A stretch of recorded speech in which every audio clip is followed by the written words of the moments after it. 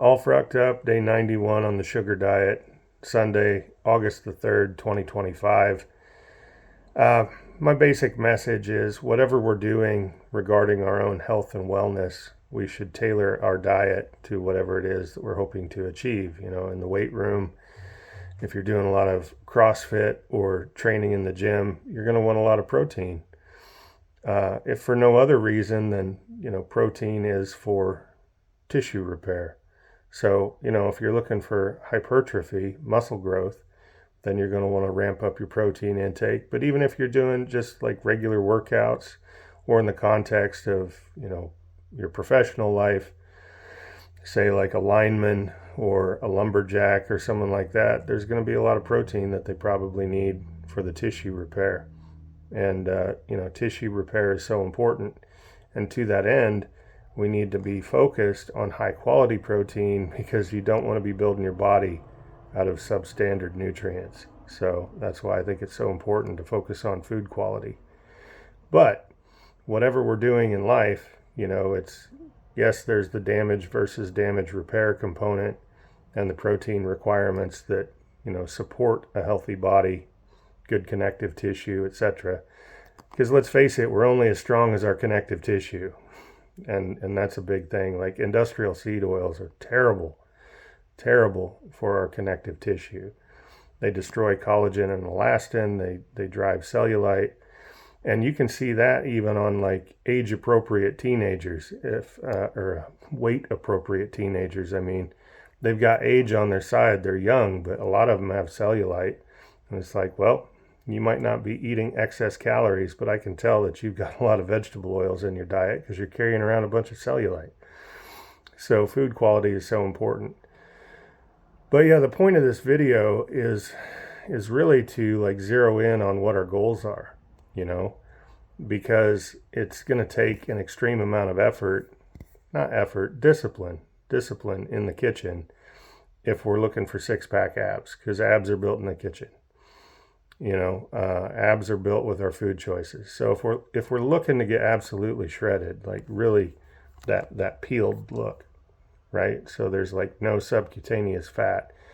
That's going to require an extreme amount of discipline. And I'm currently not in that headspace.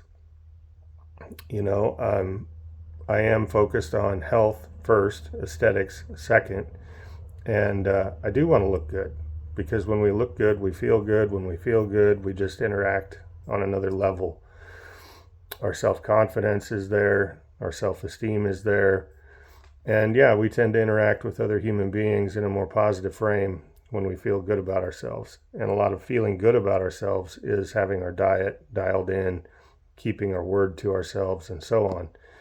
But, if my parents were still alive, they wouldn't have a high caloric diet. They just wouldn't need that intake of food, but they would need protein to hang on to the muscle so they don't have sarcopenia, so they're not mobility impaired, so they're more independent and they could get around. And, sadly, my parents aren't with me anymore. But yeah, to the extent that they were able, they should have been, doing body weight exercises, having a clean diet, nice clean protein intake, to hang on to that muscle, to preserve their independence through their mobility, and hang on to all the muscle mass they could. But, for most people out there, like the bulk of the population, say from like, age 20 to say 50, 60, whatever, they just need to decide like what they're wanting out of life. And what they want their personal aesthetics to be, because it's no problem for me to go out on these acres here and drop multiple trees and drag them and stack branches and make big brush piles, and that all feels good. Lately here it's been very humid and 90 some degrees, so that's been a bit of a challenge, but at the end of the day, nice cold shower, feel refreshed, feel like I did a lot of work. And then I have to feed my body appropriately, because then we're talking about damage versus damage repair. I've torn my body down. Now I need to rebuild it. But, for someone that's trying to be lean, a low-fat diet's great. All the bodybuilders would support that. all bodybuilders that I'm aware of, or I should say the predominant number of bodybuilders that I'm aware of, have a very low-fat diet. Whether they're vegan bodybuilders, whether they're still meat eaters, they have a very low-fat intake. But yeah, it's just deciding what we want out of life. If we want to be active and not so disciplined, where we want a little bit of leeway in our day or our week, then yeah, structure that in.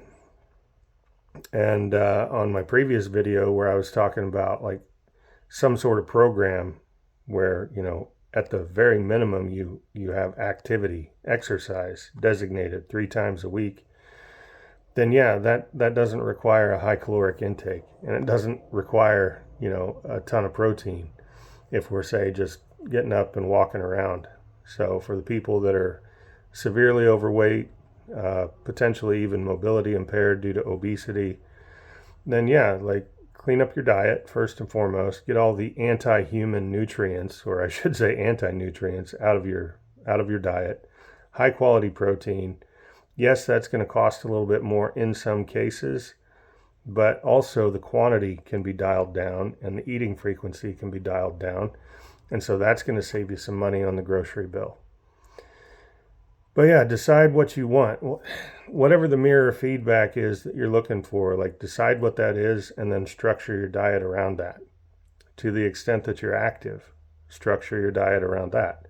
You could have on the 3 days minimum that you're exercising per week, those post-exercise meals might look vastly different, substantially different from what you're eating in the rest of the week. But we should always be chipping away at our goals. And so once we have that vision in our mind of what we want our body to look like, what level of health and wellness that we want, we should be working towards that daily. And we shouldn't, like, to the extent that we self-sabotage and we say are out socially with friends, there's not the food on the menu that we would ideally like to see served at the restaurant or whatever venue we're at, then make the best choice that you can, make the best choice that you can. And then don't beat yourself up about it, because it's like, no, situationally, it's like, I chose to be there. I chose to be with that social group. This is what was offered, and this was the best choice that I could make if I decide to eat.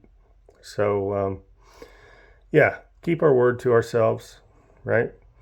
Once we have that vision in our mind, once we've made the decision to be healthy, it's so important to keep our word to ourselves and make the best choice that you can wherever you're at, and then don't beat yourself up about it. Because if you made the best decision that you could in that particular situation, restaurant, whatever. I know there's a lot of fairs going on right now, being, summertime. So if you're out at the fair, it's a lot of deep fried food. There's going to be some dietary fat there. If you have a craving, don't beat yourself up. You're human, right? But get right back on your plan. Get right back to your decision. It's like, no, I'm concerned about my health. I want to be the best version of myself, and that matters. More important than some taste, some flavor, some momentary satisfaction, some dopamine. It's like, no, my goals are more important than my feelings. And to the extent that we have allowed ourselves a dietary choice that's like not in alignment with our goals, then recognize it for what it is, but don't live in that headspace of like, oh, I sabotaged my diet on Sunday, and then the rest of the week just ends up being a train wreck, So it's like, no, I made one isolated decision, one air quotes bad choice, and then be like, well, I made it for this reason, and that's okay because I'm human. But don't repeatedly make those same mistakes, if you will, air quotes mistakes. Don't make those day after day, because we know where that train leads. It's the trend. It's the day after day after day, month after month. It's those decisions that stack up and make a difference. So decide what you want.